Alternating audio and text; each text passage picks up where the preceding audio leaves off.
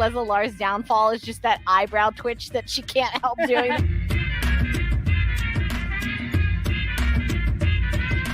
Could you imagine if Hope was like, let's add that to the PowerPoint?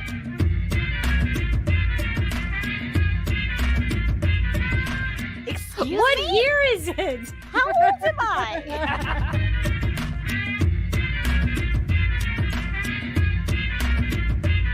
This is how the podcast breaks up. This is the last episode of Supergirl Radio.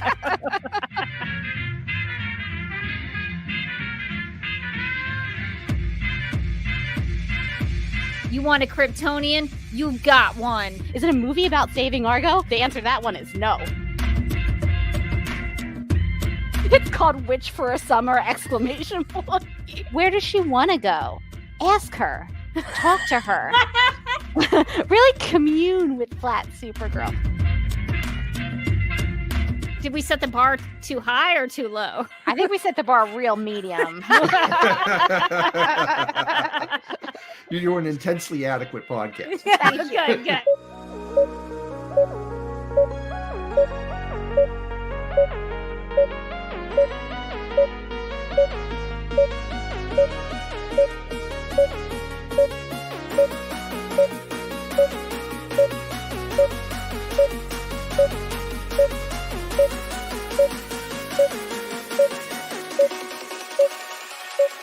Hi, I'm Elizabeth Noyce, and you're listening to Supergirl Radio.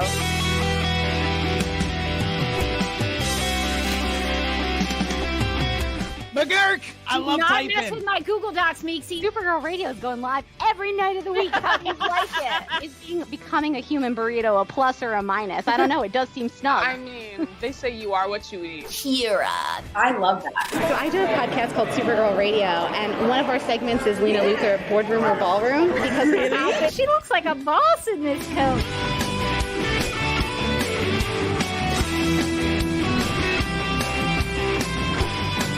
Nasty Luthor like a different Luthor?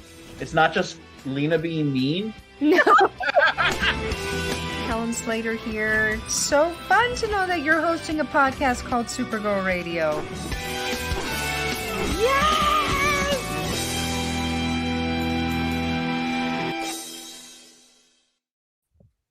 Welcome to Supergirl Radio, your source for all things related to the CW Supergirl TV series and the character of Kara Zor-El. My name is Rebecca Johnson.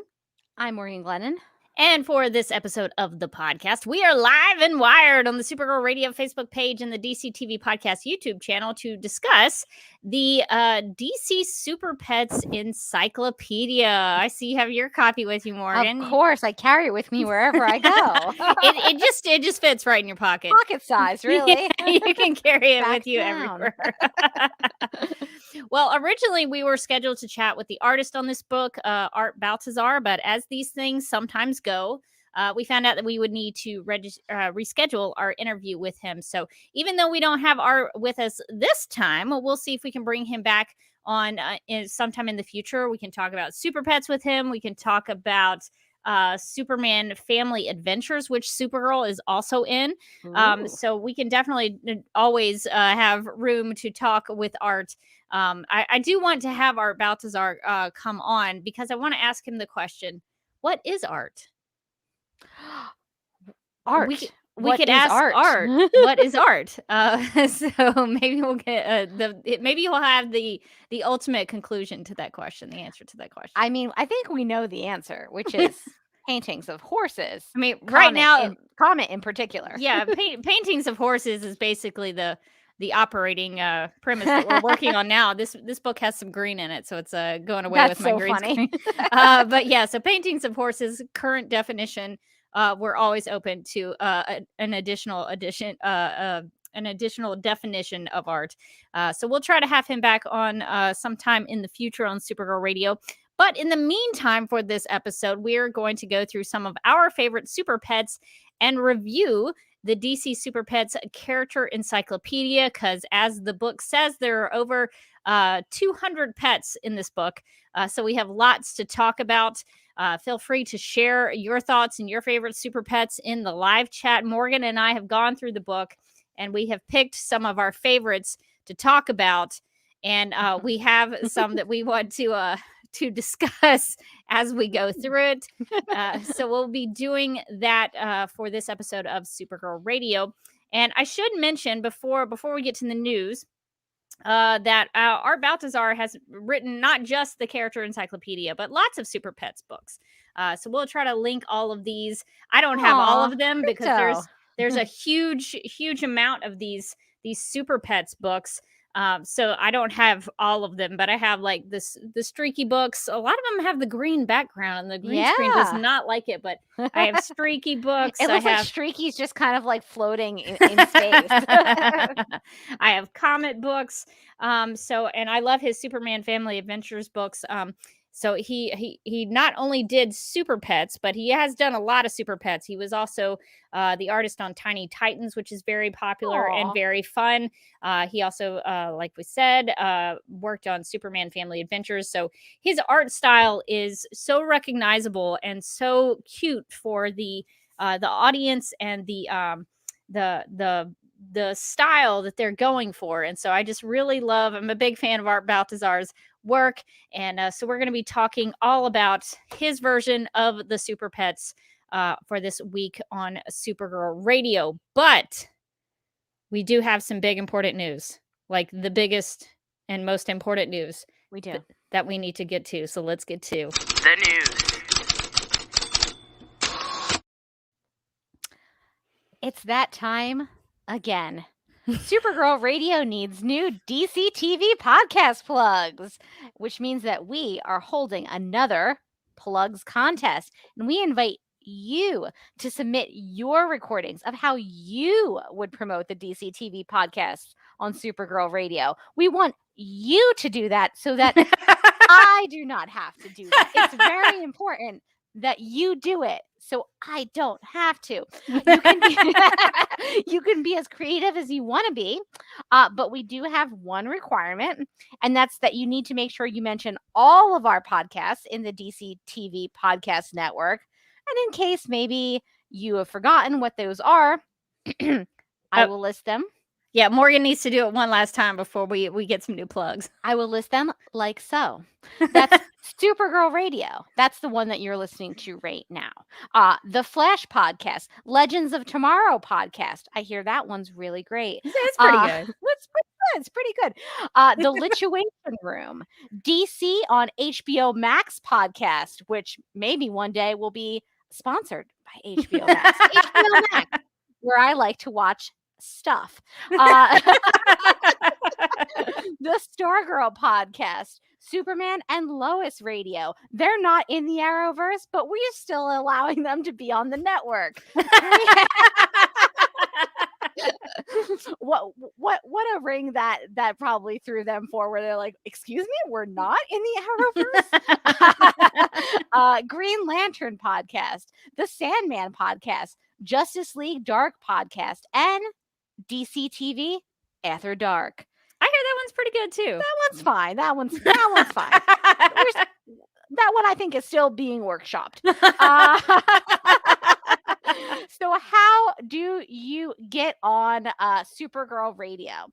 Glad that you asked, myself. What you do is you email an MP3, a WAV, or an M4A. Yep. That one was a new one to me. Yeah, it's an audio file. So you MP3, WAV, or M4A audio file to supergirlradio@gmail.com by our contest deadline, which is September 30th at midnight. Oh, no, actually, that's at noon.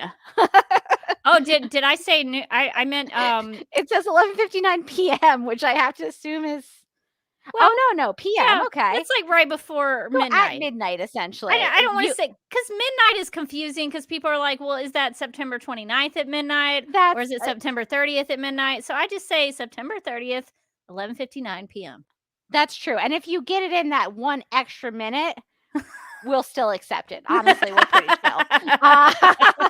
So we will choose the winner, and the winner will receive a prize in the mail, which will consist of Superman Family Adventures, Volume 1, DC Super-Pets Super-Powered Pony, which is a story about Comet the Super Horse, and maybe also an additional surprise. We might sneak something that you didn't expect in there.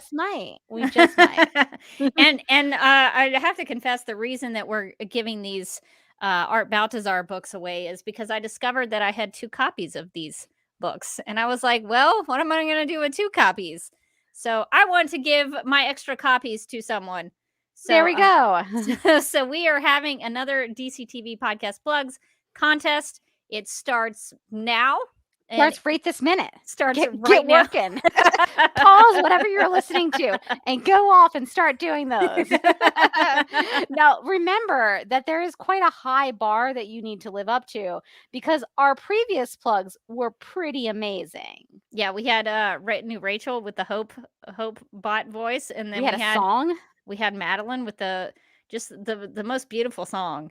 Gorgeous. It was gorgeous. And so we hate to say goodbye to those. We do, but the only problem is our plugs are out of date, so they're pretty out of date. Yeah, we need to update the plugs. People have started asking about it, and we're just like, no, it's cool. Like, we're working on it, but now we actually are working on it. Yes, we're doing something about our outdated plugs.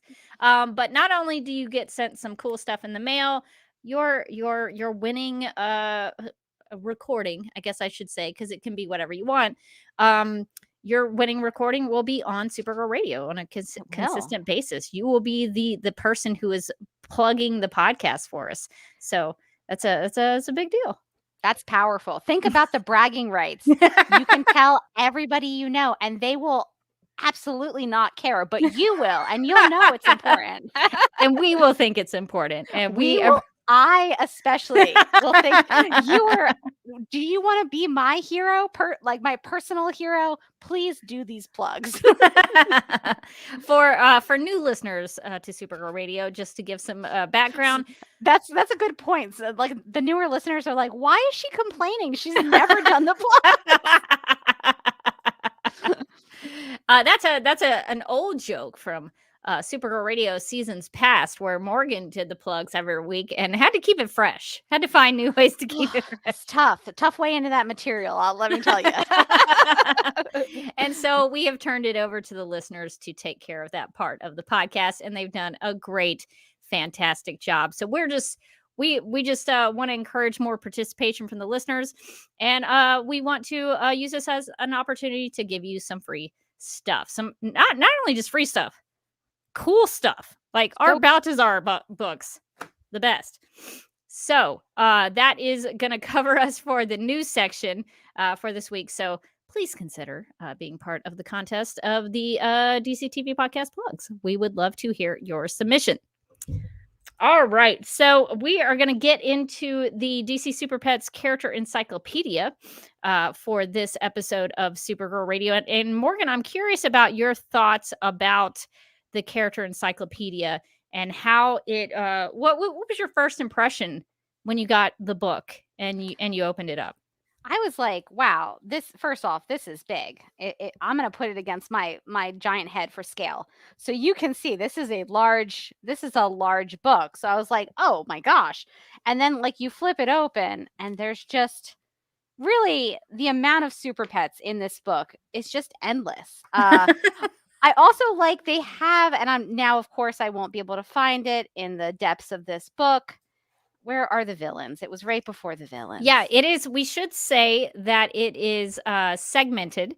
So in the front of the book, it's actually, I would like to discuss the structure of this book. Oh, yeah. If you want to talk about that. Because I wanted to talk about this page, which is, I found this one perhaps the most helpful, which is it gives you a size reference for the different sizes of the pets. And so some of these I found a bit terrifying. I'm trying to remember who the Morgan is showing a big chicken there. Do we know who that super pet is? Why is this giant swole chicken eagle? I don't know. Chicken eagle? why is he so large? I guess is my question. Well, Because I think we need to figure what page is that. We need to figure out who that is. What page is this? Okay. This is page 77 and 76. Okay, so this is a hero, probably. Is it a villain? He's a hero. Okay. And he's incredibly ginormous. He's larger than Comet. He's larger than Bat Cow. Larger than a cow. Okay, we need to. Oh no, this is on page 72. We're referencing pages in case anyone else has the book and you want to look along with us.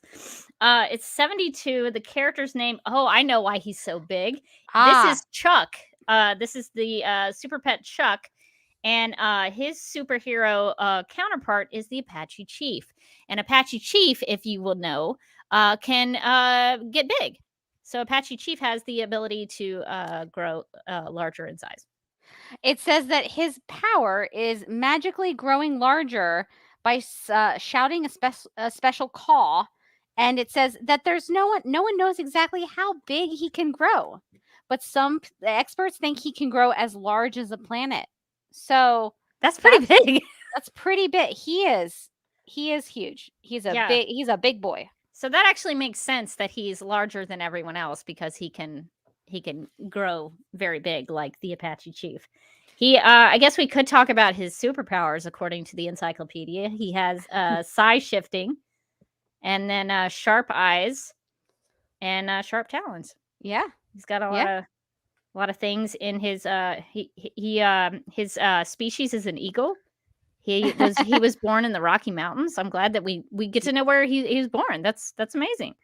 And I guess the food that he eats are flying fishes. Yeah, I mean, I guess if I was just going to jump off of here, I might have some questions about Skitters as well. Skitters is the figure who's on top of Chunk, and I don't really know what's going on with this guy. I don't know what's going on. I don't know what, like, his companion I've never heard of before. Okay, all right. So Ambush Bug. Okay, all right. So we should talk about Ambush Bug. So I would love to. The great thing about this book is that, and before we get into Skitters and Ambush Bug, the great thing about this book is that if you have a favorite character in DC Comics, they're probably in this book. And they probably have a super pet associated with them. And so that's the fun of this book, is that pretty much any character you can think of has a super pet. And some of them may be canonically in the comics already. And some of them, I think they were made up just for the Super Pets universe. So we'll have to, if we do get to ever have Art Baltazar on the podcast, I want to ask him about that because I'm very curious about the new creations. So not sure if Skitters, we might have to look Skitters up in the DC Comics lore. Let's see. Do you know anything about Ambush Bug? Okay, so Ambush Bug is kind of I don't know a ton about Ambush Bug, but he is kind of a wacky character that will show up sometimes in other people's books. Like I think he's been in some Batman books, some Superman books. I'm trying to think if he's ever had any interactions with Supergirl. I think there may have been one. But Ambush Bug is just kind of like one of those kind of just wacky DC Comics characters that kind of just jumps into people's books. I don't know if he's ever had his own book, but I think he should. I think he should have his own television series. I would pitch an Ambush Bug TV series. I would watch Ambush Bug and Skitters, attorneys at law. So I guess we should tell the listeners what the encyclopedia says about Skitters. Let's learn about Skitters while we're here. I'm excited. Yeah. So Skitters has the ability to do sneak attacks. He drives bad guys buggy, which I'm glad to know. He also can read your mind. He has the ability to mind read. He's also he can teleport. He has the ability of teleportation. He's really like stacked with superpowers. He also has a great sense of humor, which is also a great superpower. So he is associated with Ambush Bug. He eats goo as a food. Delicious. I'm not sure what that entails or how you make that, but he eats goo. His birthplace, I'm not real sure. It says Schwab. Not real sure what where that is. idea. But his species is a mini ambush bug. So he's basically whatever ambush bug is, but a smaller version of ambush bug. So I think we've learned a lot about Skitters. Fascinating. He's basically just a mini me of ambush bug. So maybe sometime in the future we'll try to learn more about ambush bug as a whole. But ambush bug, a very famous wacky character in DC Comics. I would like to mention, so on these pages, what I like about this book, and this must have taken forever to edit and compile, but on the pages of the encyclopedia where it has the character bios, is that underneath the character pages, it will list out their allies and their foes. And it will show little icons, like of little heads of characters. So you can see that, for instance, Ambush Bug, some of his, like one of his allies is Ace the Bat Hound. And I don't recognize some of the buggy characters that are his foes, but maybe we can learn about them. But I think that's really a really cool way that the book has been structured, is that it will tell you about the character and then have a little legend, I guess, a little key that shows you about the different connections to other characters that are in the same book. Now, so I really like Brian that. in the chat says that Ambush Bug's secret identity was Erwin Schwab. Which is probably where the birthplace comes from. That makes total sense. So thank you for that Ambush Bug factoid. Another fun Ambush Bug factoid is that Henry Winkler played Ambush Bug in Batman Brave and the Bold, and they literally made a joke about shark jumping. That's how I knew that Ambush Bug was associated with Batman at one point, is because he did make an appearance on that show. Batman Brave and the Bold is great. It's a great watch. It's a wacky show that doesn't take itself too seriously. So definitely check out Ambush Bug on that series if you want to. Now I guess we could start talking about some characters we know, and then or do you want to keep going on characters you don't know? I think maybe we should start out with some characters we know and love. Okay. Like the classics, like the very best boy, Krypto. Yeah, so Krypto gets a lot of attention in this book. He is the first of the Super-Pets. So we get to meet Krypto in this book. There's also a page on Bizarro Krypto, who is quite the scary version. But of course, Bizarro Krypto is associated with Bizarro Superman. So there is that. So in the book, it outlines that Krypto has, of course, super hearing, X-ray vision, super smell. He wears an S shield. He has super speed. He has a strong tail. Probably wags that a lot. He can fly. He has heat vision and freeze breath. It also says that his species is super dog, that he was born on Krypton, and his food that he eats is kapow chow. I guess that's a branded kapow chow. It's a very specific dog food, I guess. His weaknesses are kryptonite and magic, like Superman's, and he's associated with the Legion of Super-Pets and the Space Canine Patrol agents. So if you listen to our Krypto the Super Dog character spotlight, you will know all about those two groups, and we will be also covering the Legion of Super-Pets in the coming weeks, so stay tuned for that.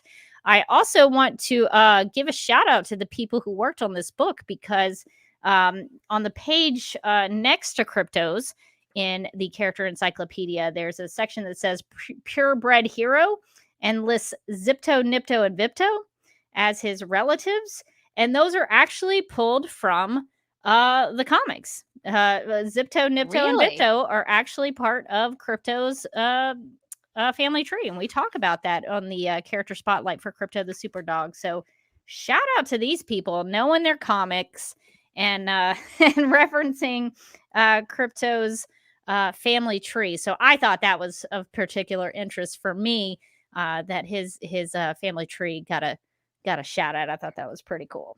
Yeah, I was interested in that because I wasn't sure if that was something just for this book or if that was like existing Krypto lore. That is existing Krypto lore.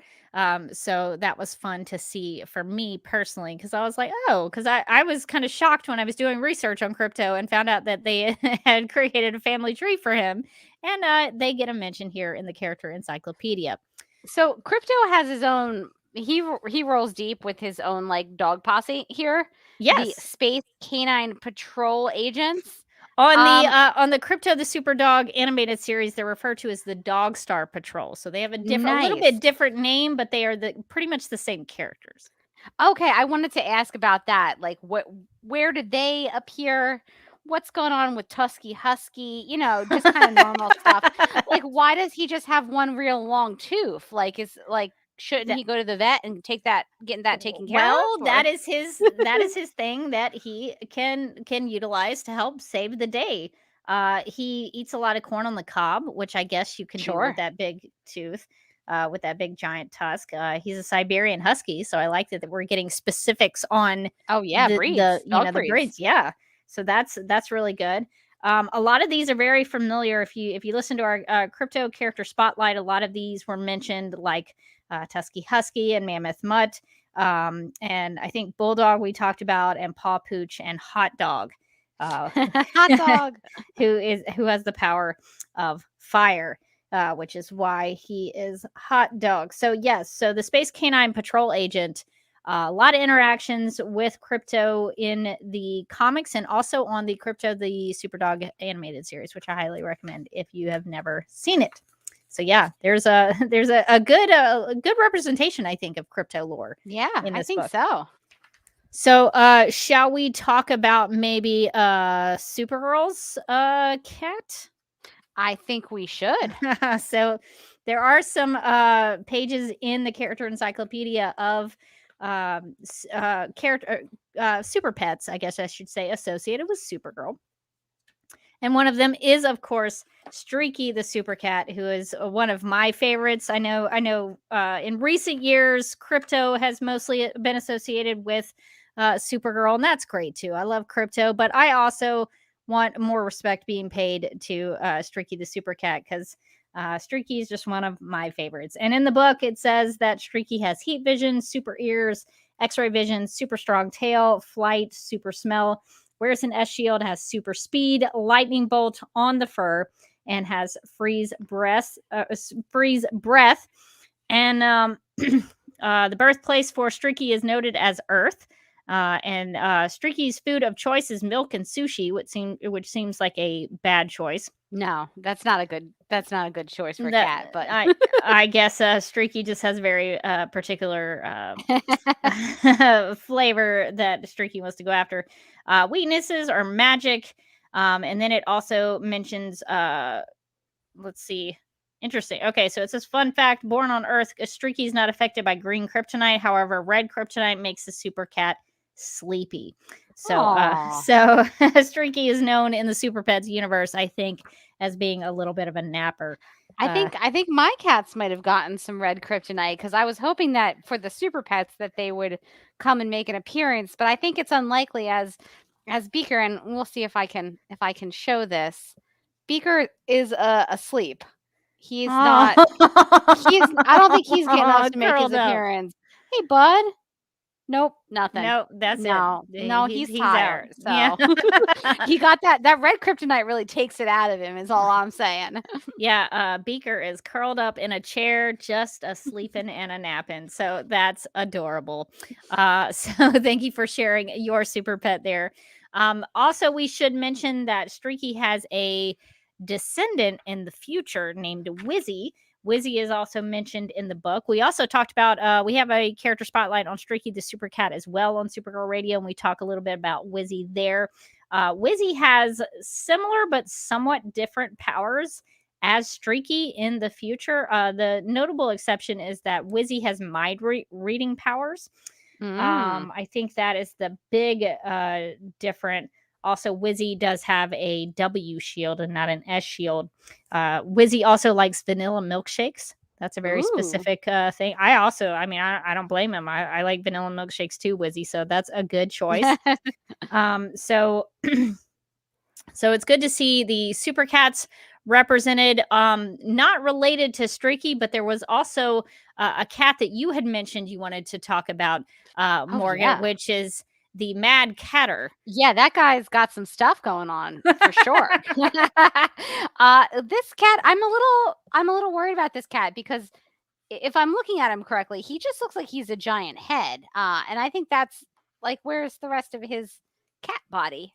So I think so. The Mad Catter is a villain who is associated with the Mad Hatter, who is a villain of the Batman universe. He's one of Batman's rogue gallery members, and I think this would be my assumption, but I don't know for sure. But I think the cat that is drawn in that page looks a little bit like the Cheshire Cat from Alice in Wonderland. So I think that the Cheshire Cat could do some weird things, could pop in and out, could, be a floating head. So I'm assuming that's why the Mad Catter kind of looks a little funny as he does. His abilities are that he has a hypnotizing hat, has mind control, and an evil grin, which is very important for a villain. Also is a hat collector like his owner, Matt Catter. He wears lots of hats. He also, I guess maybe this is a very cat thing, but like Streaky, the Mad Catter likes sushi. Huh? How about that? So Yes. I wonder if like they ever like bump into each other at like the local sushi, local sushi joint, and they're like, oh, this is awkward. So they both like sushi, but this one is only sushi, not what was it, milk and sushi? Milk for and Streaky. So not that specific brand of sushi for the Mad Catter, but good to see a lot of cats in here. A lot of cats represented for sure. Yes. Also, there are there are lots of dogs though. We do get some cats, There are. but a lot of dogs. I noticed that all of the Daily Planet pets, everyone at the Daily Planet had a dog. So there's a section in the Heroes part of the encyclopedia that talks about the employees of the Daily Planet, and it's called the Daily Planet Pet Club. Lois Lane has a dog, a Chihuahua named Scoop, who loves to eat ice cream. Jimmy Olsen has a Dalmatian named Freckles, which is so cute. Loves hot peppers. And Perry White has a German Shepherd named Gutenberg, I guess named after the Gutenberg Press, which is my guess. And Gutenberg loves squid ink pasta, so very specific on the food choice there.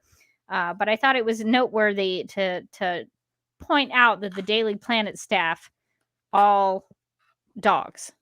Yeah, interesting, fascinating. I also noticed that there's a Space Cat Patrol agents too. Oh yes, okay. So Yeah, let's. I think I've got them here. Yes. I desperately want to know what's going on with Krabby Tabby. Like that that seems unnatural. I don't know about you, but I just don't expect my cats to have like pincers. Yeah. So try to describe, if you could, what Crab Tabby looks like. How to describe perfection? Krabby Tabby is a very angry looking cat, as I imagine you would be if you were like part cat and part crab. Yeah. So he's got like a kind of a red body, but then like he kind of looks like a gray tabby elsewhere, and then he's just got like claws on his hands, but then also on his tail, which seems very strange. It's not where a claw should be. And also, food of choice for Crab Tabby is crab salad, which seems is dark. that's grim. I don't know why. That is grim.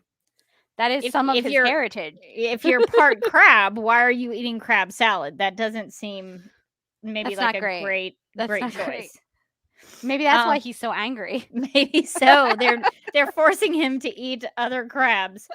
So I guess we could just real quick note, and it looks like I forgot to put my laptop on my charger, so you might have to take over for a second while I'm plugging my laptop in.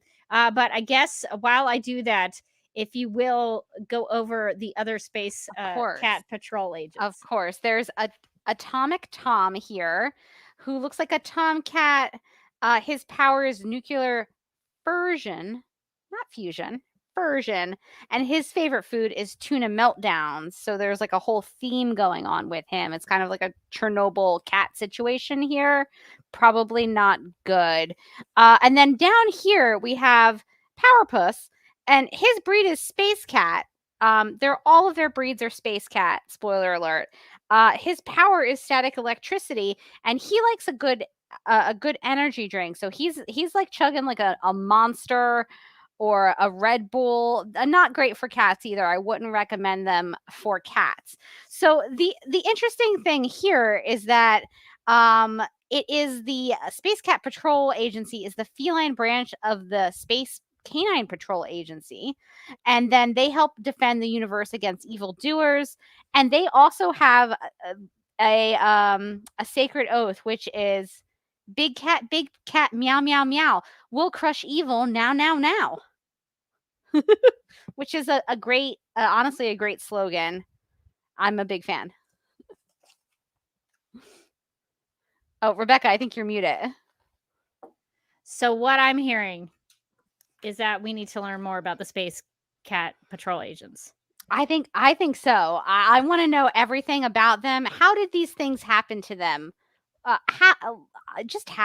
Because there's like really a tragic backstory, I think, behind all of these cats. None of these cats are okay. Let's be honest. Like Atomic Tom is radioactive. Powerpuss's eye should not be making that kind of thing. And honestly, the most unhinged one is definitely Crab Tabby, who's gone off the deep end. Once you marry a crab and a cat together, I don't know how you come back from that. So I don't know how these aren't villains, if I'm being honest. Well, that's what I was about to say. Is that I'm surprised they're in the hero section of the book. They all look like they're just one bad day away from being in the other section of this book. Crab Tabby is like one more crabby joke away. You know, he's like on a razor thin edge.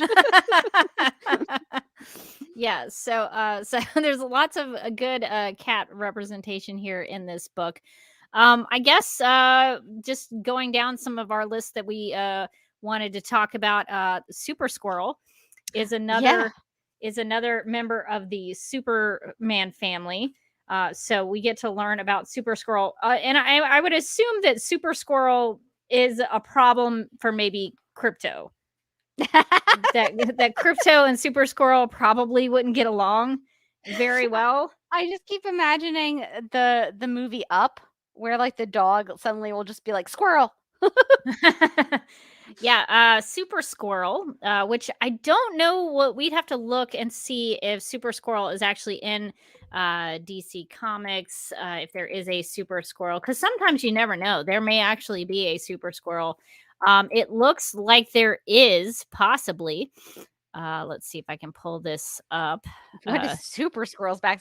I just wanted to, while you're getting that up, I wanted to pull up this comment from Mind the Gap, who says Tom King would write them all having tragic backstories.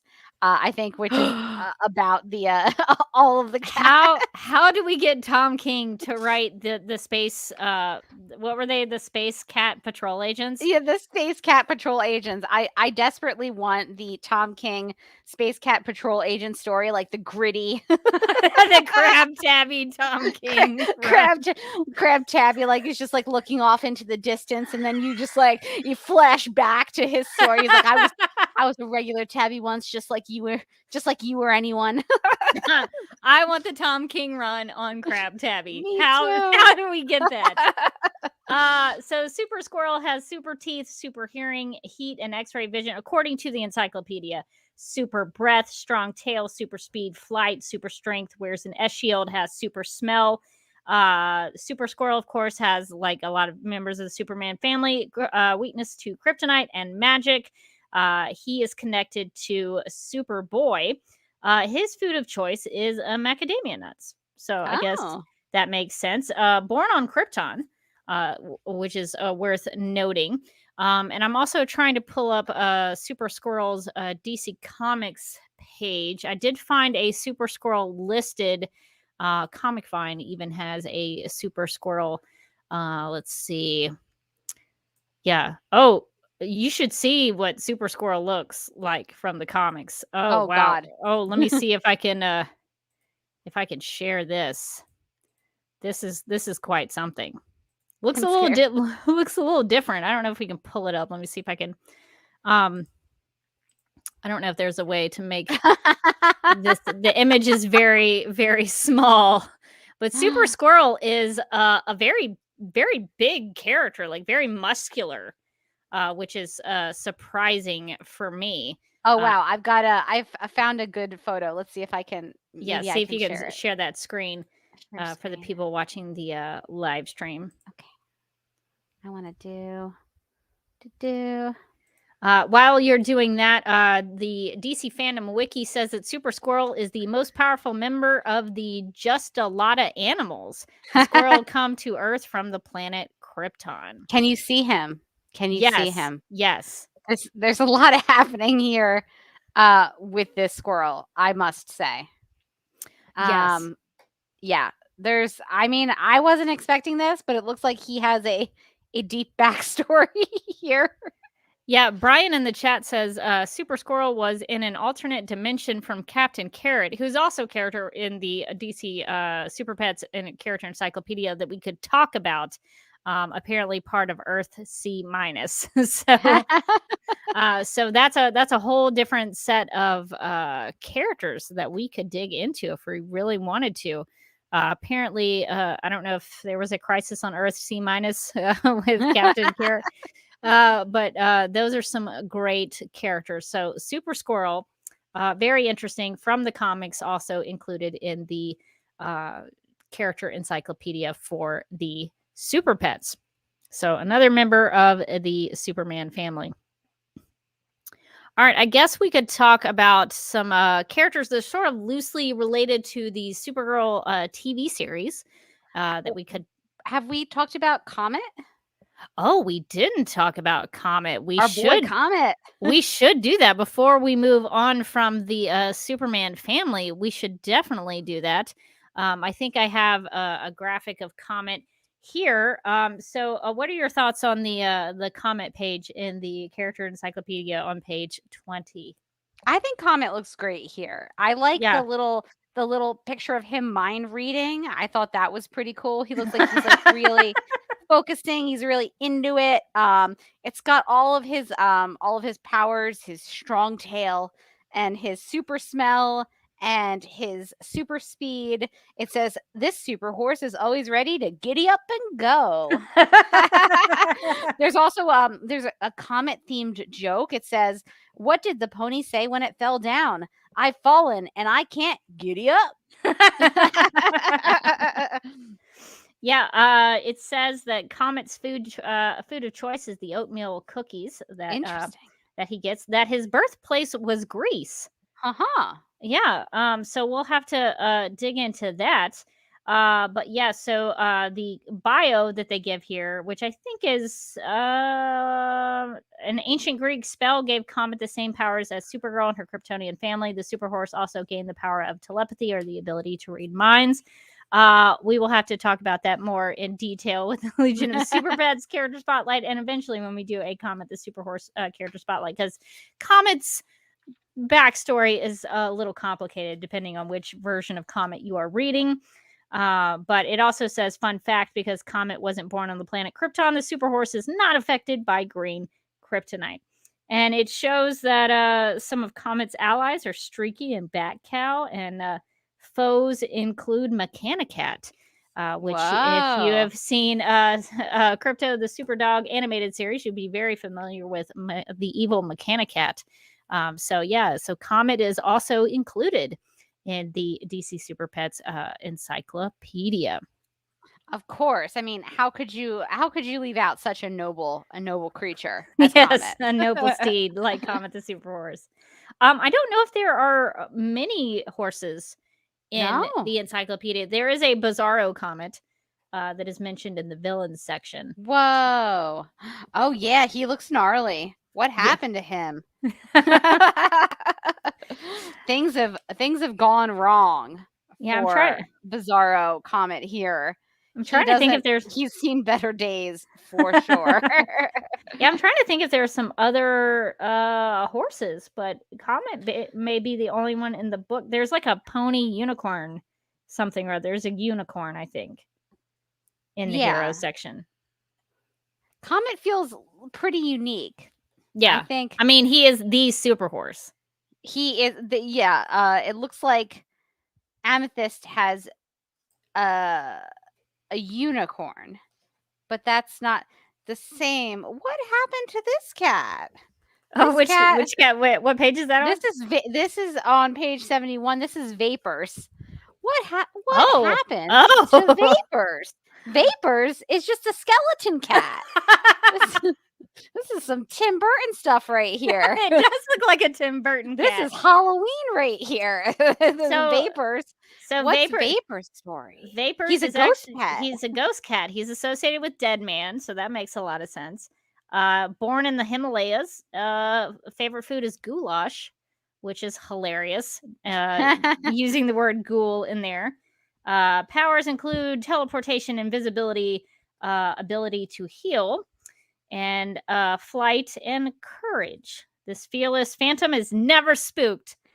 It would be hard to. It also says Vapors is almost the perfect pet. He doesn't need to eat or sleep, and he never sheds. That's great for people who, like me, are allergic to. There you go. You cat can get yourself a Vapors. That would be the perfect pet for me. Yeah. So I didn't recognize Vapors as a cat because there is no fur. But Vapors is indeed a cat, I think. Yeah, I think so. So I've gone to the size chart to see if Comet is unique in his horse status, and I think besides the unicorn, which is not a real horse, the closest you get is a zebra. There's a zebra in here. Oh yeah, which is not a horse. Well, which is, I mean, not really a horse. Guess he's kind of horse adjacent, but I'm also looking in the villain's pet size chart. The villains get much bigger in terms of size. I'm trying to see if there's other horses in the villain section. I don't see any horses in the villain section. Wow, yeah, the villains really do get really up there. Yeah. Villains have quite the size advantage over the heroes. But I don't see any horses. I think that makes Comet one of a kind. So that's good to note about Comet, the super horse. Were there any other characters that you wanted to get to? I have some that we kind of looked at previously because I instructed Morgan on her homework. I said, Morgan, go through this ginormous book and pick out some characters you want to check out. Supergirl TV show fans may be familiar with Zook. He was mentioned on the Supergirl TV series in connection with J'onn J'onzz, Martian Manhunter. So Zook is also mentioned. I didn't know that Zook was necessarily a pet, but Zook is definitely a friend of Martian Manhunters in the comics. So Zook is actually canonically mentioned in the comic book source material, so he was not created for this book. But Zook has the powers of mind reading, flight, strength, invulnerability, and speed.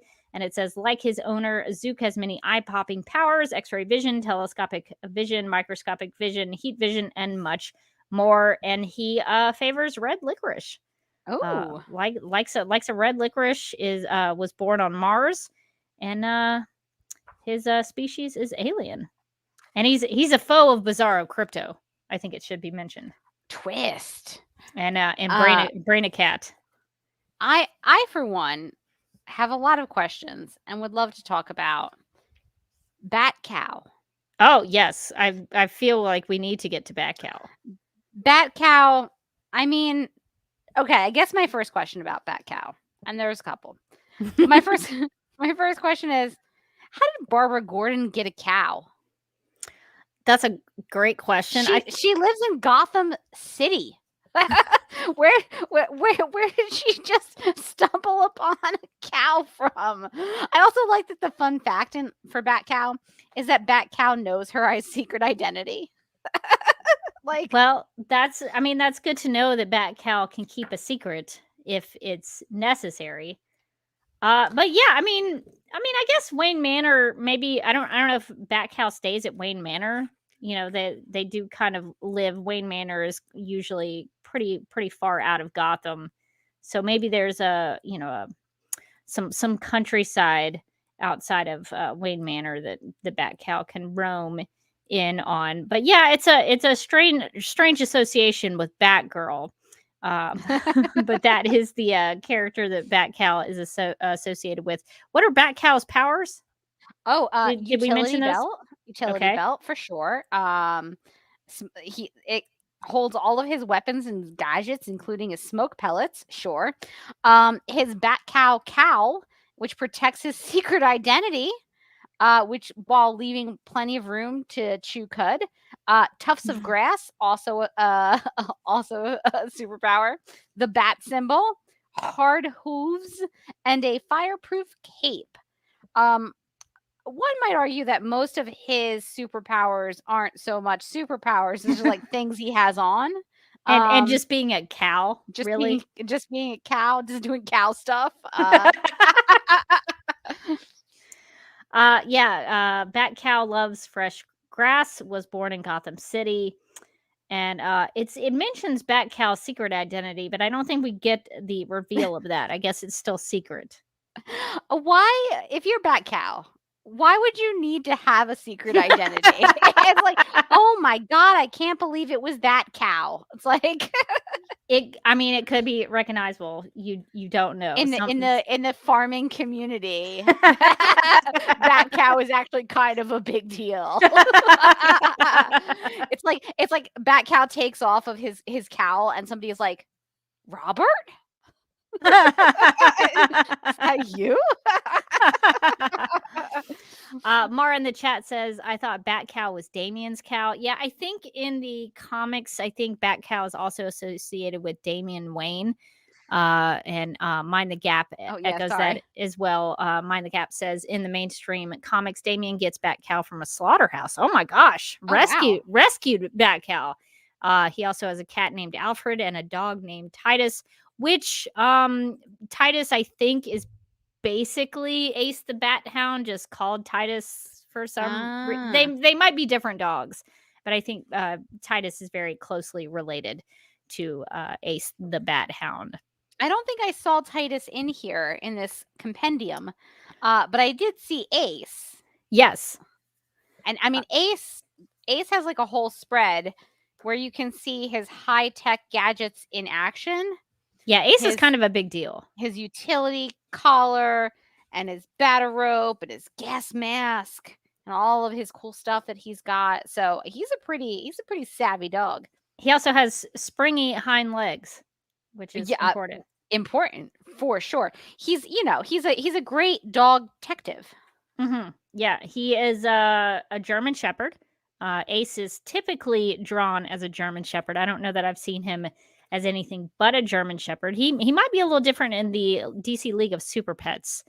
I think he's a boxer in that movie. We'll have to see. We will be reviewing the DC League of Super-Pets animated film, so we'll learn more about that version of Ace. But here in this encyclopedia, he's a German Shepherd, and he likes to eat crime fighter crunchies, which I guess is a very specific food that Batman feeds him. Oh, I see. Mind the Gap says Titus was clearly supposed to be Ace, but Tom King introduced a new Ace, so there's the possibility there are two dogs in Wayne Manor. Well, that only makes sense. Why would Batman only have the one dog? I mean, it's a big manor. Certainly, you can get a bunch of dogs in there. I mean, it's good security. It's another extra layer of security for Batman because, Batman, his Batcave gets broken into a lot by the rogues galleries. So it'd be good to have as many security dogs that you can in there. But yeah, so it is cool that Ace does get a 2-page spread of his gadgets that he has. So he's a very he has a lot of gadgets that will help him out on his crime fighting adventures. Let's see, who have we missed? Have we missed anybody on your end? I don't think so. I'm flipping through. Well, would you like to talk about the super pet associated with Mr. Mixchazpidalik? I would love that. Because what is going on with this guy? So it's a super pet named Dribbo Dodd. Is that how you would guess the name associated with Mr. Mixchazpidalik? Maybe Dribodo? No, that's nothing. So this character is quite a funny looking little guy. He looks like kind of a dodo bird, if that's yeah, maybe... a little bit. Yeah. I'm trying to find the page in the book. I have the overlay up, but I'm trying to find the page where that is located so I can see it a little more in terms of the villain section. Yes, got to go in the back where the villains are. It's a purple page too. I think it's also worth noting that the pages are colorful, and I think they have some. I don't know if the colors of the pages have a specific reason to be a certain color. It's page 99, by the way. Yeah, but definitely towards the back of the book when you get into villains, like the villains are purple and greens, more blacks, more villainous colors. But yeah, so Dribbo Dodd has a power derby, much like Mixie, that protects the head against weird weather changes while transporting between dimensions, and also has a great sense of humor. Dribbo Dodd accompanies his impish owner, Mr. Mixchazpidalik, when he travels to Earth in order to prank Superman. The fun-loving fowl can only be defeated if he is tricked into saying his name backwards. So it has the same weakness as Mixchazpidalik. The species is flightless bird, so we don't have a real specific species of bird. Birthplace was in the fifth dimension, and the food that Dribbo Dodd eats is D's and Schmro. Don't know what that is. Fascinating. Have no idea. An ally of Dribbo Dodd is Bizarro Krypto. Foe is just regular OG Krypto and Streaky. So Krypto and Streaky and Beppo, the super monkey, go up against Dribbo Dodd. So it's fun that there are birds in the fifth dimension. Villainous birds. Sure, of course there are. Brian mentions that seed and worms backwards. Oh, smart, Brian. Come on, get out of here. Very clever, very clever. I knew that had to be something because it was very strange. So that's good to know. I also see in the chat that Mind the Gap says Wonder Woman has a dog and kangaroo. Also, I think I didn't see a dog, but I did see a kangaroo, Jumpa. Yeah, the Jumpa. Kangaroo. And then Wonder Girl has Lipa, right? Who's like a little kanga mouse. You can see he's cute. He's smaller than Jumpa. Jumpa's a little sassy here. Jumpa knows what she's about. Very, very confident. Jumpa. She knows how to accessorize for sure. She's got the little tiara, she's got the bracelets, she's got the necklace. Jumpa's got it figured out. Yeah. Yeah, so Wonder Woman in these books, specifically the DC Super-Pets, Jumpa is related to Wonder Woman. Now, there is some theory that pigs are associated with Wonder Woman, mostly because of the, I believe it's the Justice League Unlimited episode where Wonder Woman gets turned into a pig magically, and Batman has to sing in order to get her to not be a pig anymore. So there may be associations of pigs with Wonder Woman, but in this book, the Kangas with Wonder Woman. I wanted to pull up this comment from Miss Fiction Fanatic who says his name backwards is Dodo Bird. This is why I love having the live chat. They catch the things. We're like, that how we do you miss. pronounce it? I don't understand. Well, we mentioned that he looked like a dodo bird. So great catch in the live chat, getting all the mixy stuff backwards. Very, very smart. I also see that Mind the Gap says I think Aquaman has a dog and a squid or something. Does the giant starfish he rides on count? So it looks like he actually has a seahorse and a dog. I mean, if you think about it, really aren't all of the ocean's creatures Aquaman's? But this isn't his power just pets, if we're being honest. I mean, he is the king of the seven seas. Exactly. But Storm is the seahorse, and then Salty the aqua dog is he's his really dog. happy. He's so excited. Psyched to be here, really, just to be considered. He's a golden retriever, so he's smart. And his birthplace was in Coast City. Favorite food is saltwater taffy. But I like Storm. Storm, I really love Storm, the seahorse. Birthplace in Atlantis. The favorite food though is questionable for Storm. Shrimp and seaweed. That seems like maybe. Can seahorses eat shrimp? I don't know. I just feel like they probably can't, but Storm has a lot of powers. He's got underwater breathing, which one could argue all fish have. He's ultra smart. Maybe that's how he figured out how to eat those shrimp. He has mind communication, and he's got an aqua belt. And he has the power of horsepower. Of course, which is the most important power, really. Yeah, so lots of aqua-themed super pets in here. I just want to point out Topo, who is also one of Aquaman's pets. But it appears that Topo's only powers are really like the power of song. It says here that Topo entertains the Sea King with his musical talents, playing instruments with his many tentacles. But what's wrong for a musician to have a superpower? I think that's beautiful. Or it's like, they're being attacked and they're like Storm, go get him. Like Ark, go get him. Topo, play us a sick beat. He does have mind communication underwater breathing, much like all of Aquaman's pets, and has an aqua belt. Also questionable food choice for Topo. Likes prawns. Eats prawns. So a lot of the sea creatures are eating other sea creatures. I guess maybe they do that. Maybe sea creatures do that. Like, the circle of life down there. I guess that makes sense. Lots of aqua super pets for Aqualad and Aquagirl and Mira. So if you're an Aquaman fan, the Super Pets Encyclopedia has lots of super pets for you.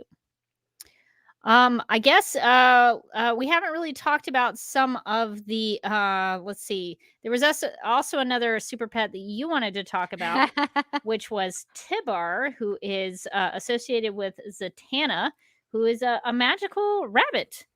Which I guess makes sense. You pull a rabbit out of your hat in a magical act, so that only makes sense to be associated with Zatanna. So I'm trying to find a Tibar in the encyclopedia so we can. Tibar's on page 54. Okay. I like again that it says that Tibar. One of his special abilities is spells, obviously. By speaking almost any word backwards, Tibar can magically make that object appear. His favorite spell is Storak, which I think would get him some carrots. Yes, that's we're picking up on this backwards thing. Also, I finally got it because Tibar, I think, rabbit is rabbit. So so we got it. So I think Tibar needs to hang out with Dribodod. So if Dribodod is causing some problems, I think Tibar needs to be the one to send after the dodo bird. And I see under Tibar's foes, Dribodod is listed as a foe. Ooh, twist. Yeah, so they must have some showdowns every now and then. So that's good to know. And we could also talk about some of the more mechanical the electronic super pets that are in the book. Brainiac 5 fans will be very familiar with Computo, who is I'm surprised that it seems like I think Computo is listed in the heroes section. Is that I think correct? Computo is on page 67 in the heroes section. Which seems wrong to me. Because everything I know about Computo is that Computo is like an evil computer. So that I did see causes that problems. there is a villain associated with Brainiac. And that's Brainy Cat. Yes, I love Brainy Cat. Brainy Cat looks goth a little bit. Brainy Cat does look goth. Brainy Cat's like, I'm just like not into that, like sunlight or like things that are popular. Brainy Cat is like the one, like you are talking to Brainy Cat and you're like, I'm really into this thing. And Brainy Cat's like, oh, I was too 5 years ago. Do we have a picture? I don't have I an found a Brainy Brainy Cat. So we can see here what Yeah. Brainy Cat looks like. Yeah, so describe him for the audio listener. Of course. So Brainy Cat's got kind of like a Hot Topic vibe here. He's a green cat. He's got the little things, the Brainiac things on his head and then on his tail too. And he's got like a t-shirt. It's black, obviously like his heart. And he's got a little skull on there because it's like skulls are like really edgy, and like they were cooler before they became like more mainstream. But it's like, why should he stop wearing them? You should stop wearing them. Hot Topic. So I just love Brainy Cat. Really, I just love the energy he's bringing. One of his talents is catnapping. Because it says traveling light years through space is a tiring task. It is. It is. He's also cold-hearted. He has a super strong tail, super strength, and he's wicked smart. Yeah, I'm glad to see that at least there is a villain associated with Brainiac, but Computo I think should be in the villain. That's the only like quibble I have with the book, is I think maybe Computo should be in the villain section. Computo is listed as having superpowers, tech talk, robotic control, caterpillar treads, and it outlines for the reader that Computo stands for cyber cerebral overlapping multiprocessor universal transceiver operator, and says that Computo loves to eat gigabytes and hangs out. The birthplace for Computo was Brainiac's lab. And it looks like actually Computo is listed as a foe of Brainy Cat. Twist. So I wish I could see that showdown. Me too. And speaking of another electronic character, you are not familiar with Skeets. I was not. I was flipping through this book and I was like, I want to give her the weirdest looking one because I have like a lot of questions. And then I just saw this floating eyeball and I was like, done. Now Skeets works with Booster Gold. So you pointed out when we were talking about this last night that if Legends had been allowed to go on tragically another season, I probably would have been introduced to Skeets. Yes, I think you would have. If you were going to have Booster Gold, you can't have Booster Gold without Skeets. If you're interested in Booster Gold and Skeets, Justice League Unlimited is a great place that I would point you to check out more of that duo. They do some time traveling and hang out together. And Skeets is very important for Booster Gold because Skeets is really the brains behind the duo. Booster Gold is very flashy, really kind of conceited, really cares more about his look than he does about the information that he needs to process. So Skeets is really the brains behind that operation. Skeets, according to this encyclopedia, has security skills, a database of knowledge, can fly. So he is sort of like a floating eyeball. And they do a lot of time traveling together. And the book says when his owner travels back in time, Skeets tags along. This bitty bot has a big database of knowledge, giving Booster Gold the upper hand on his old world enemies. It says that Skeets was born in future Metropolis and likes to eat microchips. Skeets is allied with Computo. and is a foe of Brainy Cat, I guess, or Brainy Cat. Is it Brainy Cat? Do we think? I think it might be Brainy Cat. You might be right. So Brainy Cat's not really making friends in this book.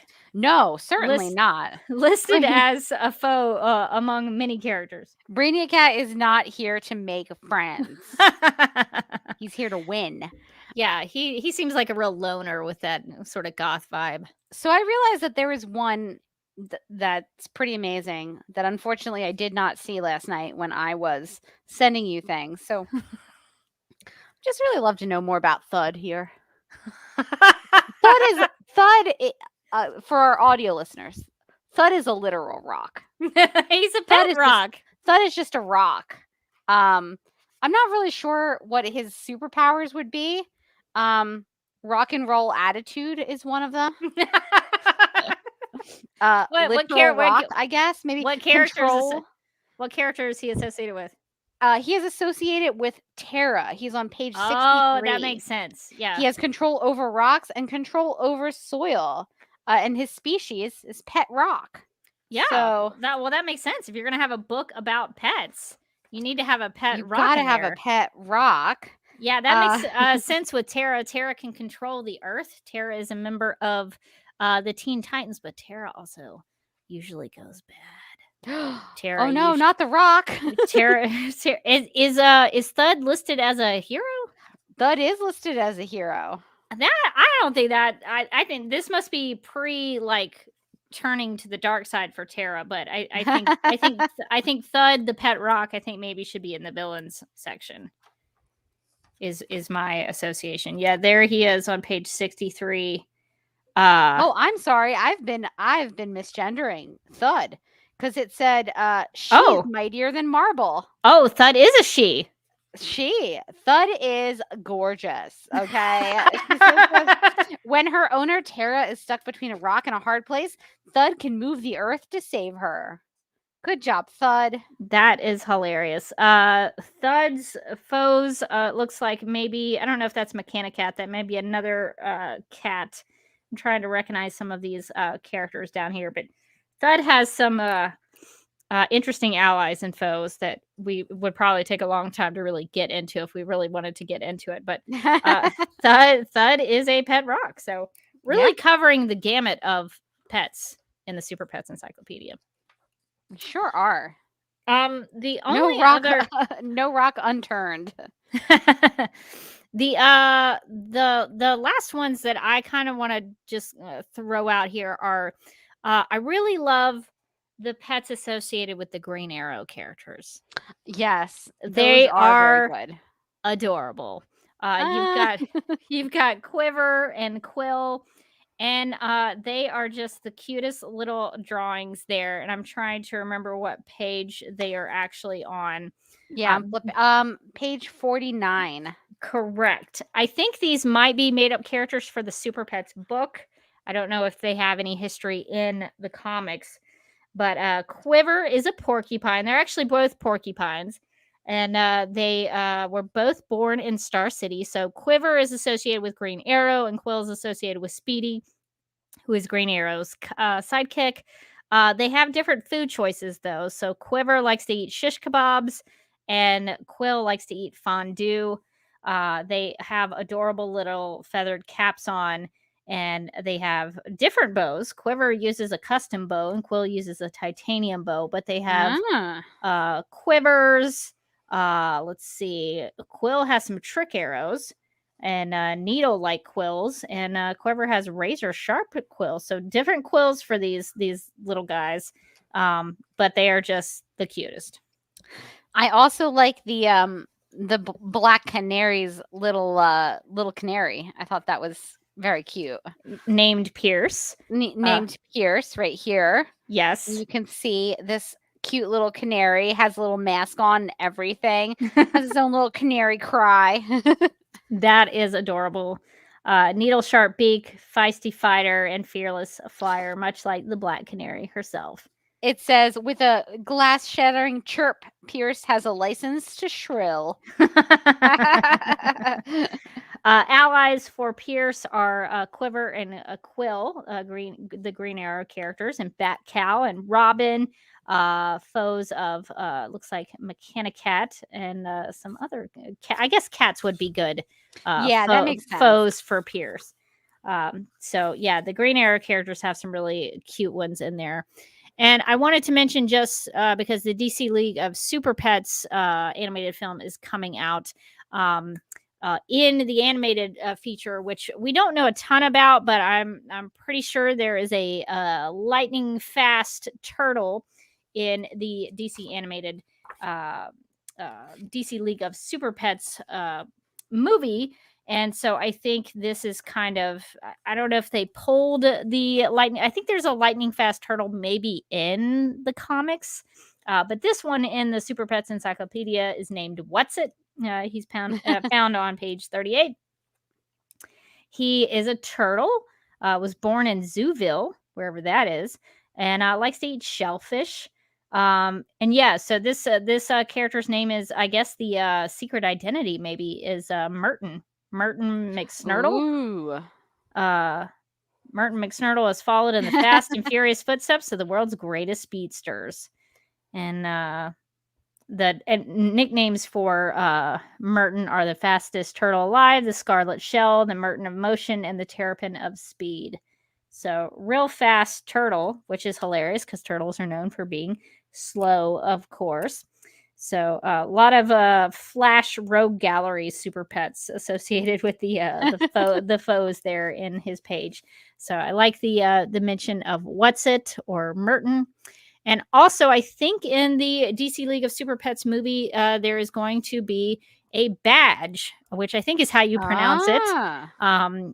If you look at the name, it's spelled B''DG, but I think I've heard it pronounced as badge.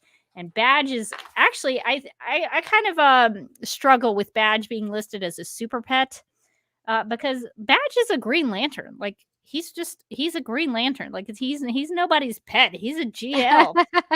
Yeah, I know. Somebody made a similar point when we were talking about Skeets, and it said Mind the Gap said kind of condescending to call Skeets a pet ?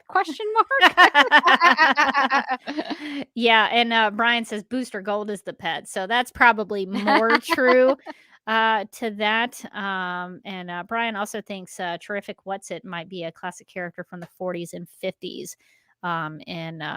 So that's interesting. We'll have to maybe I'll do some research on the fastest turtle alive to get more information about that before the DC League of Super-Pets. So wanted to throw those out. I could not find a super pet pig in this book.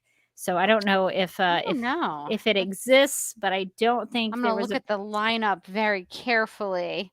Seen a lot of dogs, monkeys. There's also a lot of bugs, which I thought was. I see one pig. He looks kind of angry. What page is that on? I think this is on the lineup, so this would be like page like 77. But okay, it showed. Gumshoe is. Oh yes, no, that's an aardvark. I'm sorry. It was pink. He looked pig-like, but I was clearly incorrect. Yeah, I can see how you could maybe mistake Gumshoe for a pig. Yeah, I'm not seeing any pigs in here. Maybe the pig is a villain. Maybe. I don't know. Dun. Now I'm looking through the villains. There is a pig. She's beautiful. But I don't know. I'm looking at the villains. So the lineup. So let's see. They usually have them. Oh, it's Gruel. This is page 101. It's Cersei's pig. Oh, that makes sense. Yeah. Her favorite food is kale chips. And she has a powerful snout, a high-pitched squeal, and magical powers. Also, Grill is at least 3,000 years old, like her mistress Cersei. She's got the power of immortality, and she's also got like a cute little dress. Yeah, she is cute. She's sporting. So I don't know. I feel like I'm on her side. I don't know. I know she's a villain, but she's so well dressed. She is a foe of the Kangas, of Wonder Woman's Kangas. So not getting along with them. Ally of Cheetah's pet Chauncey. Yeah. So that's worth noting. But yeah, Grill's real cute. Okay, so I have like another question brought to you by this page. So here we go. Como he's a monkey. Yeah, okay. He's a chimpanzee. Yeah. His owner is Gorilla Grodd. Explain to me how this is a pet and this is an owner. Well, I feel offended on behalf of Como. well, Gorilla Grodd is elevated from just animal status. He's very smart. He's very intellectual. So I guess maybe you could make that work. But Como's powers are cool eye patch. But now let's note though that on Como's page it says supervillain pal Gorilla Grodd. He's not listed as a supervillain owner. Now I want to go back to the the page with Skeets and see. No, that does say owner. It says superhero owner booster gold. Okay. So now we can still be offended on Skeet's behalf. I wonder if Badge is like that.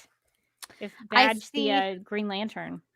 I see Rachel says in the chat, makes sense. Cersei in the original mythology turns men into pigs. And I think that's how Wonder Woman is turned into a pig on Justice League Unlimited. Yep. Mind the Gap says it was Cersei who turned Wonder Woman into a pig in that Justice League Unlimited episode. So it all comes back around. Yes. Also, just want to update the viewing audience and the listeners that Badge is listed as a superhero pal of Hal Jordan. So I appreciate that there's a distinction there, that Hal Jordan is not his owner. Badge is a superhero pal, equal footing of the other Green Lantern. So that is good to see. And I think all the Green Lantern super pets are superhero pals, which I appreciate, because these Green Lanterns, they may be bugs and insects and things, but they're Green Lanterns. I agree. The only other pig I see is another villain. Justice for pigs. Yeah, what's up with all what the, are you trying the to, pigs? To say? Pigs are incredibly intelligent animals. Is Squealer, Squealer is a yellow lantern. Yeah. Squealer is a yellow lantern, and this is his supervillain pal. Yeah. So Squealer, he's his own deal. He's not taking orders from anybody. He's got a ring on. So what are Squealer's abilities? It's a supersonic squeal. He's pig-headed. He's got pig skin, which is an extra slippery hide, makes it easy to elude enemies. And then food fight. Squealer's yellow power ring can create huge yellow foodstuffs to fight against the Green Lanterns. Nice. Well, that makes a lot of sense. Good for him. Yeah. Well, I guess since we're kind of running long on the encyclopedia here, because we could really, this book is so big, huge. We could be here all night talking about these super and pets. There's so many fun super pets in here. Like every time I flip open to a new page, I'm like, what's this guy's story? the Green Lanterns alone are hilarious. So Morgan, what are your overall thoughts about the DC Super-Pets Character Encyclopedia? I think this is a delight, to be honest. Like you look at it and you're like, oh, there's not that much text, but there's a million things to look at. Like you could really just dive into this encyclopedia and just get lost in what's going on with Cuddles, Miss Martian. Maybe Cuddles can help find Magan. Maybe one day Cuddles will be like, where's my owner? And everyone will be like, I don't know. We haven't seen her in check so that long. painting first. Cuddles is like, look at the painting. She's in the walls. She's in the walls. I thought this was really, really cute. All the illustrations are great. I love the size chart is so amazing to be able to see the size chart. They have in the beginning of the book, they also have a table of contents that just which is very helpful. Everybody's a little icon of everybody and what page they're on. And it stays consistent too, which is important to note, that all the little icons for all the different pets are consistent across the pages. when it lists them as foes and allies and things like that. I think this is a great resource if you're ever like, what's the super pet of, what are the Green Lanterns, the little animal Green Lanterns? You can just like flip to the Green Lantern section. I do like the color coding too. So like if I was like, oh, I want to go to the Green Lantern section, it's green.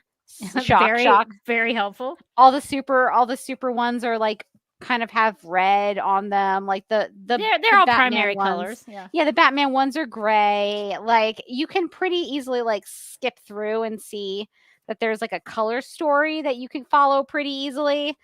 I just really enjoy this. I like looking at all the really weird pets and finding out what their stories are and like a little blurb about them, and like you can find out more. It's such a cute book, and the illustrations are so nice too. I think that the illustrations are great, like really fun.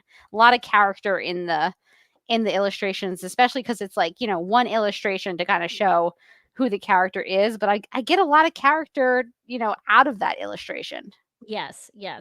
I thoroughly enjoy the I guess the DC Super-Pets universe. I mean, there's a ton of these books that you can get in addition to the encyclopedia, but the encyclopedia is good because it covers everything all in one place. So if you ever have any questions about the Super-Pets, this is a good place to start. And a lot of them are characters that you can find in DC lore.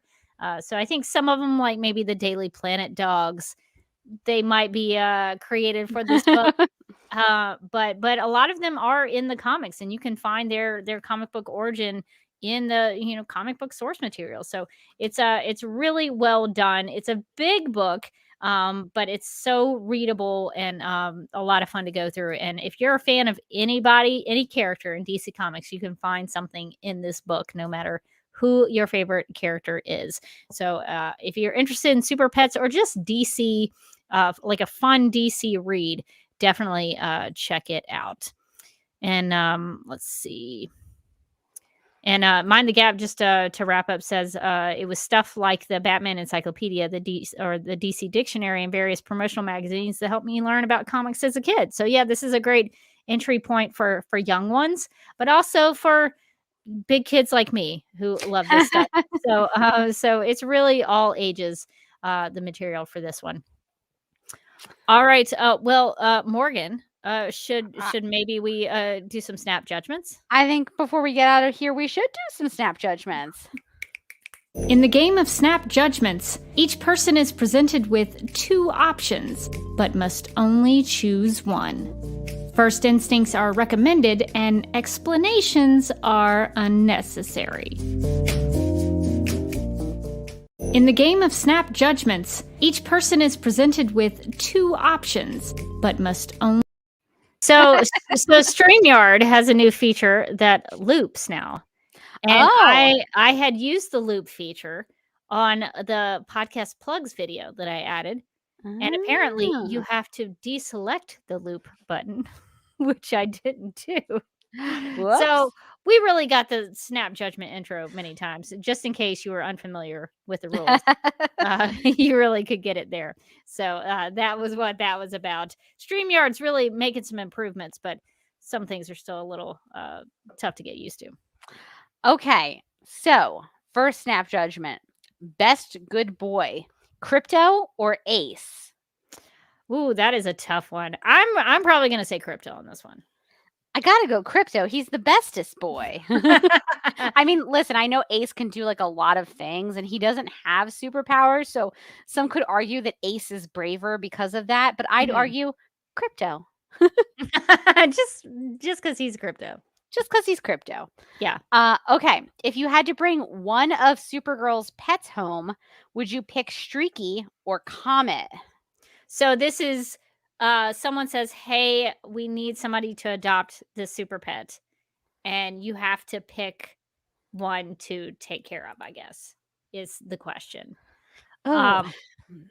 This is tough because, I mean, I am highly allergic to cats. So I think if it were me, I would probably have to take Comet home with me, which means I would have to like build a stable and get a lot of oats and carrots and things like that and maybe learn how to ride a horse. So I think for just out of my allergic reactions, I'd have to pick Comet. So I know that Streaky is the reasonable choice. I have cats. I feel like he'd probably get along with them pretty well. Ooh, do you think the lab cats would be okay with the super cat? No, you're right. They wouldn't be. I think Beaker especially. He's used to being king of the hill, and having free reign, and he would be. I feel like Streaky would be kind of like a good cat who'd be like, okay, let's be chill, and Beaker would be like, no, we must destroy everything. Streaky may save your house though. Streaky could potentially save my house. But at what cost to Beaker, I guess, is the question. And I have to say, as a horse girl from way back, Oh yeah. I feel like I always wanted a pony as a child, and I always felt like, with no basis in reality, that I would be a really great rider of a horse. Now, did I have the opportunity to ride a horse? No. Did I ever really ride a horse? No. But did I feel in my bones that I would be like a premium jockey? Yes. So I feel like this would be like having Comet would allow me to live out my childhood dreams. And so, despite the fact that I live in a condo, and if you're aware of condos, there's not really a lot of horse room. I feel like where there's a will, there's a way. I'd take Comet, I think. Well, Comet is also a super horse, so I think there's a lot that Comet could help out with first-time riders. Yeah. Yeah, I mean, I think there's some flexibility there. And Mara also makes a good point in the chat saying Comet could just turn into a dude, easy to feed them. And then I could have Comet doing chores around the house. There you go. I mean, that seems great. So lots of flexibility there with Comet the Super Horses. Your choice. I love it. Okay, last snap judgment. Who would win in a fight, Ignatius or Cuddles? I think we need to maybe look up Ignatius and Cuddles. So, Ignatius so Cuddles we spoke about just previously, yes. Which is Miss Martian's.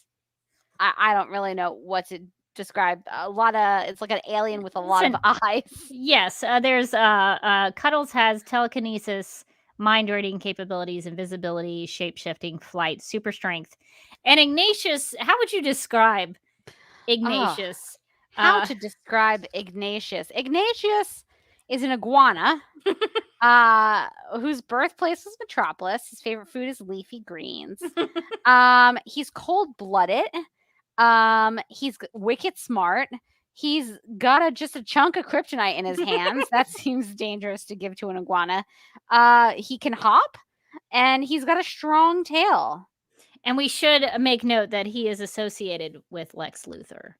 So this is Lex Luthor's iguana pet. So Ignatius versus Cuddles. It says, with genius level intelligence and a mastery of technology, Ignatius is a worthy opponent to any superhero. I think I'm gonna go Ignatius on here because I feel like Ignatius, he has like a look to him that looks like he has a plan for something. And so I think he's already, even in this book, I think he's scheming a way to defeat Cuddles, I guess is how you say. The Martians. The Martians always have those. I think it's how you would say it. Cuddles.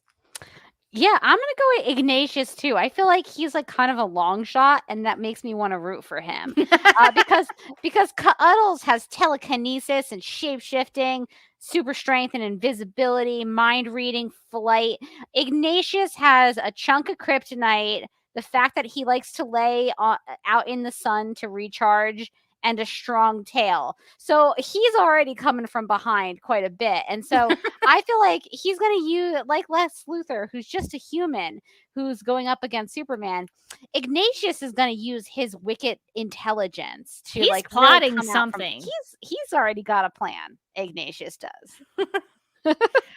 Yeah, there's a lot of talk about Ignatius versus Cuddles in the live chat. Rachel says that Cuddles could take him, and Brian says I think they would be best friends. I think if they could like bridge the divide, they could really get along pretty well. Yeah, so I thought that would be maybe a good fight to pit two of those characters up against each other. You could do that with any characters in this book, which might be a fun road trip activity if you wanted to do that. But I think that's going to take us out of Snap Judgments. No judgments on your Snap Judgments. I unchecked loop so that Nice. I did. I was bold and tried the loop feature for the first time. Was not successful.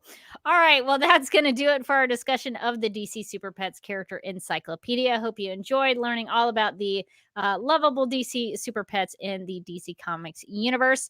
And now we need to get to some Supergirl Radio and some DC TV podcast plugs. If you would like to contact Supergirl Radio, you can post a comment on our website at supergirlradio.com. You can email us at supergirlradio@gmail.com. If you'd like to leave us a voicemail, you can call us at 678-718-7252. You can like us on Facebook and follow us on Twitter and Instagram, all at Supergirl Radio. You can listen to us on Apple Podcasts, Stitcher, iHeartRadio, Google Podcasts, Radio Public, Podchaser, and Spotify, where we also have a Spotify playlist that includes music featured on and inspired by the CW's Supergirl TV series. We are listed on DC's fan page, which you can find at dccomics.com/DC-fans. If you like what we do, we encourage you to give us a rating and write us a review on Apple Podcasts. If you enjoy our Supergirl Radio live streams, make sure to subscribe to the DC TV Podcast YouTube channel and hit that notification bell to get notified when we go live and wired. DC TV Podcast also has a TeePublic store, so if you're in need of new DC TV related t-shirts, tank tops, sweatshirts, onesies, mugs, notebooks, pillows, or stickers, go to supergirlradio.com and click on the TeePublic store link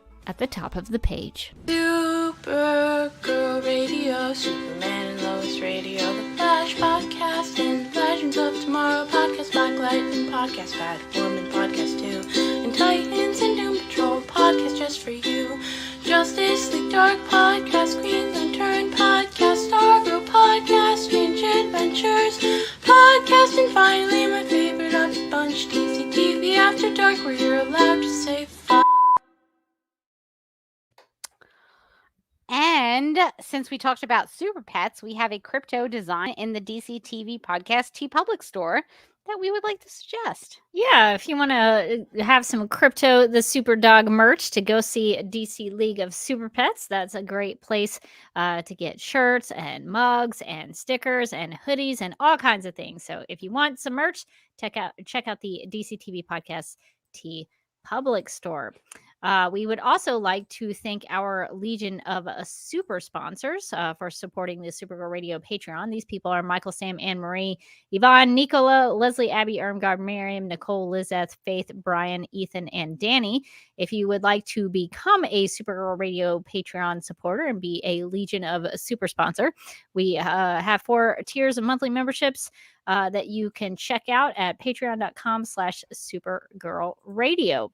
And if you want to check out what I'm doing, you can find me on Instagram at The Derby Kid. And I have a YouTube channel that you can find at youtube.com/duckmilkprod, where I am live streaming on Sunday evenings at 9 p.m. Eastern. I got back into that after my vacation, and I'm reading through the Batman v Superman Dawn of Justice reviews written by the top critics of Rotten Tomatoes.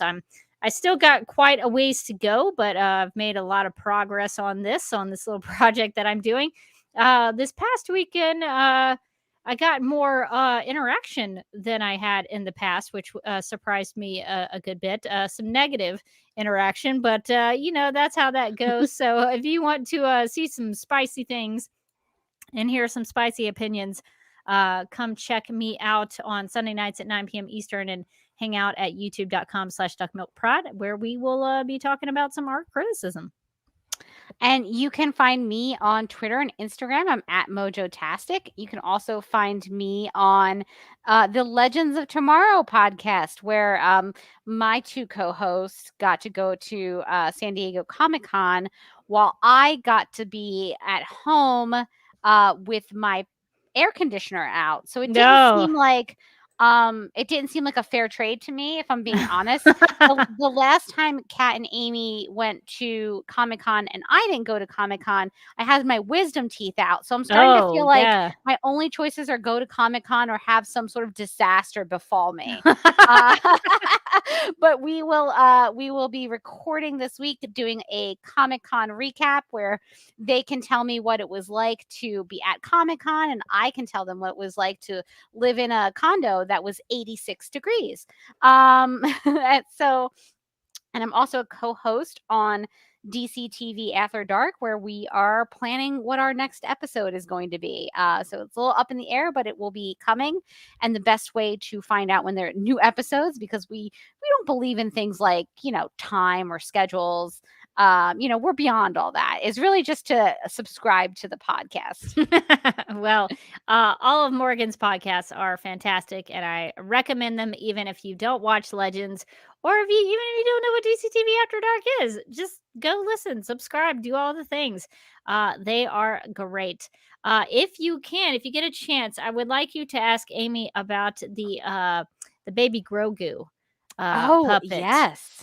She posted on Instagram this extremely lifelike Grogu in the little cradle with the ears wiggling and sort of interacting with people. I don't know how much that costs, but I could maybe save up for it. But I think it might be worth every penny. It might be worth taking a loan out at the bank for that. Think about all the joy it would give you back. Yes, because it is crazy how good that looked and how lifelike it was. Insanely lifelike. Like, just so I couldn't believe it when I saw her her post. I was like, is that like to buy? I assumed it was for sale, but maybe it was just a display. I don't know, but please ask her if you have time. Ask her about the Grogu, because I wanted to know more about that, especially how much it cost. Yes, very important to me. I can't wait to find out how much. It had to be insane. Well, I think that's going to do it for this episode of Supergirl Radio. But until next time, I'm still Rebecca Johnson. And I'm still Morgan Glennon, and we encourage you to check out the DC Super-Pets Character Encyclopedia.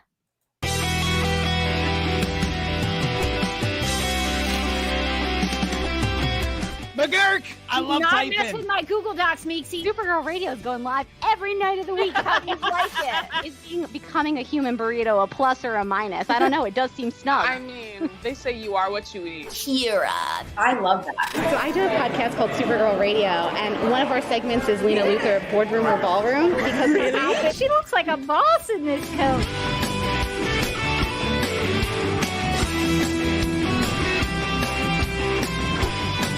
Nasty Luthor like a different Luthor?